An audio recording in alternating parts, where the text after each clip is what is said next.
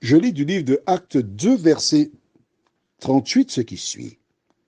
Pierre leur dit, repentez-vous et que chacun de vous soit baptisé au nom de Jésus-Christ pour le pardon de vos péchés. Et vous recevrez le don du Saint-Esprit. Prions. Notre Seigneur, notre Dieu, te remercions pour la parole, celle qui sauve. Merci pour l'enseignement biblique, le Saint-Esprit qui nous conduit dans toute la vérité. De nous aider, Seigneur, non pas seulement à lire, à écouter cet audio, mais surtout à mettre en pratique la parole.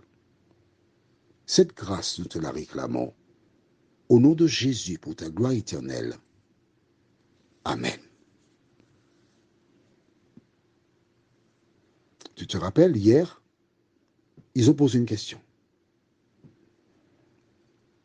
En établissant le discours, Pierre n'a fait que relater tout ce qu'il a vécu avec Jésus et démontrer que Jésus était le Messie attendu. Ces personnes n'avaient aucune preuve scientifique. Ils n'avaient pas d'ouvrage sur Jésus. Jésus venait de mourir. Ils se sont contentés de la parole de Pierre, convaincus par le Saint-Esprit. Et quand il pose la question à Pierre, Pierre leur répondit, la première chose qu'il dit, c'est quoi? Rappelle-toi. C'est écrit là, on a dit ça. Repentez-vous. Tu vois? Jean-Baptiste disait aux gens, repentez-vous.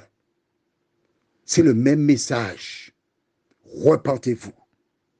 Une fois que tu t'es repenti et que chacun de vous soit baptisé au nom de Jésus. Pourquoi tu es baptisé? Dis-moi. Pour le pardon de vos péchés. Voici pourquoi Jésus ne devait pas être baptisé. Il n'a pas de péché. Tu es baptisé pour obtenir le pardon de tes péchés. Mais attention, comment? Avant d'être baptisé, tu as déjà reconnu tes péchés. Tu as déjà délaissé. Tu as déjà restitué. Et après, quand tu es baptisé, c'est la démonstration publique, physique du pardon. Et il dit ensuite, et vous recevrez le don du Saint-Esprit. Donc le Saint-Esprit vient habiter en toi après le baptême.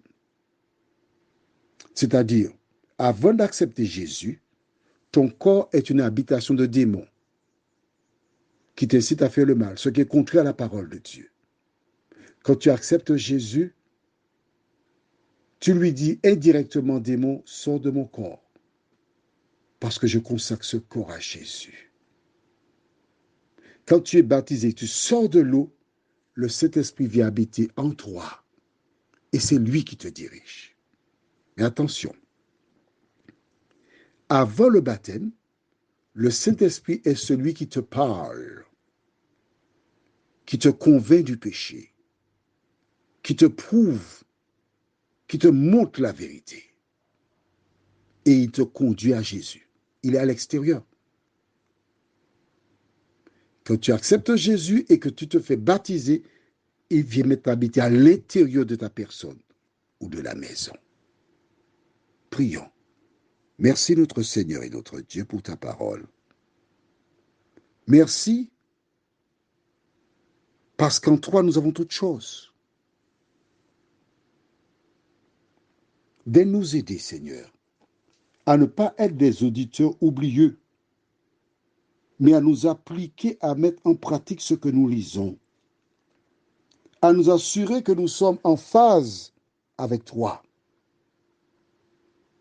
Garde-nous dans ta paix et dans ta grâce, et que nous puissions te permettre, cet esprit, de venir habiter en nous, de transformer nos cœurs.